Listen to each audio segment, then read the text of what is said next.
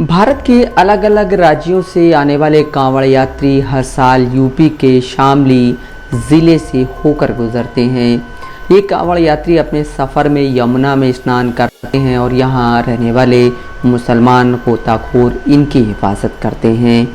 ये मुसलमान मल्लाह तैराक बीते 10 सालों से ज़्यादा वक्त से यमुना के अलग अलग घाटों पर अपनी ड्यूटी निभा रहे हैं और कांवड़ यात्रियों के लिए यमुना स्नान को सुरक्षित बना रहे हैं।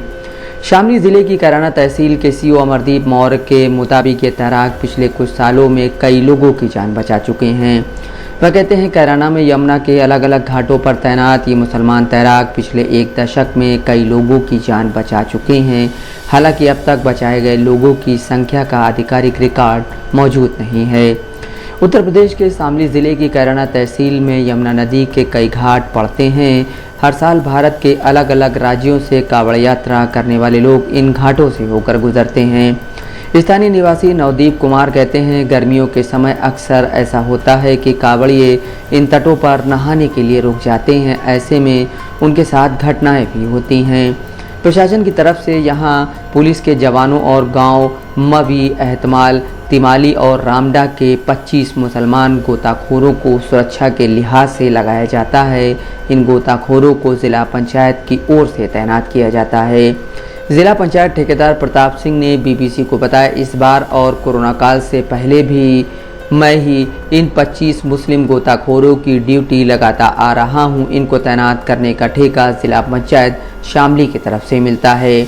वो कहते हैं, ये सभी तैराक अपने कार्य में निपुण हैं। इस बार इनकी ड्यूटी 4 जुलाई से लेकर 15 जुलाई तक लगी है। ये लोग अपनी जान की बाजी लगाकर कांवड़ियों की हिफाजत करते हैं।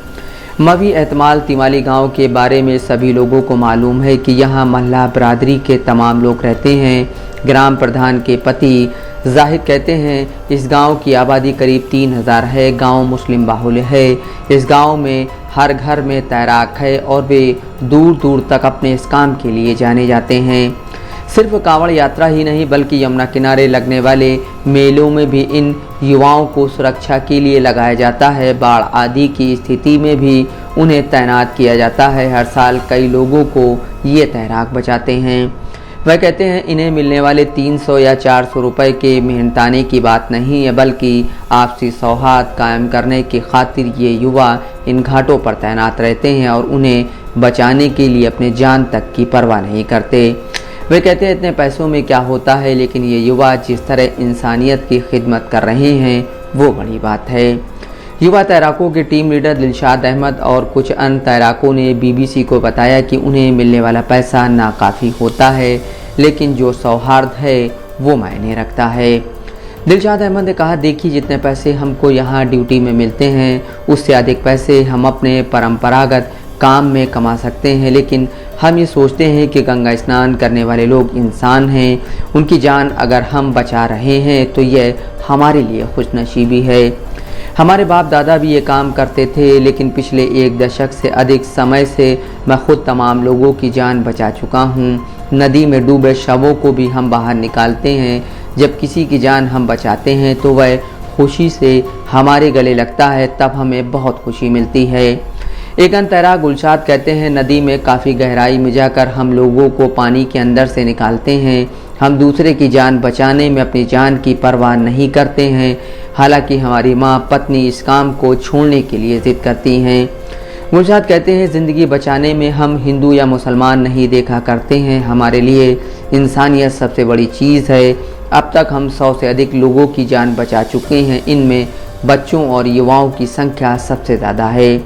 दिलशाद कहते हैं, इस समय यमुना अपने उफान पर है। पानी का बहाव बहुत तेज़ है। पानी की सन्नाटेदार तेज़ आवाज़ और ऊंची ऊंची पटारें डराने के लिए काफ़ी हैं।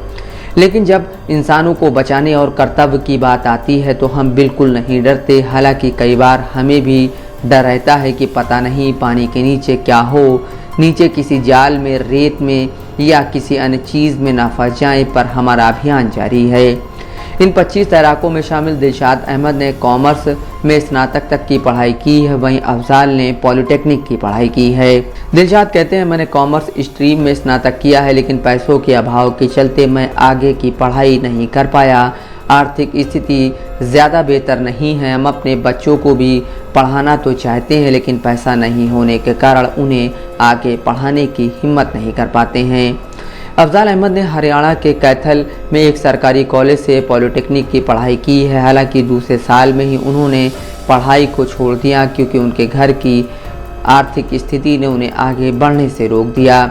अफजाल ने कहा, मैंने पॉलिटेक्निक की पढ़ाई दूसरे साल से छोड़ दी थी। घर की आर्थिक स्थिति बेहतर नहीं थी क्योंकि मुझे हरियाणा में रहकर पढ़ाई करनी होती थी, तो वहाँ किराए पर घर लेना और तमाम अन्य खर्चे घर वाले बर्दाश्त नहीं कर पाए, लेकिन मैं अपने बच्चों को पढ़ा लिखा कर बड़ा आदमी बनाऊंगा।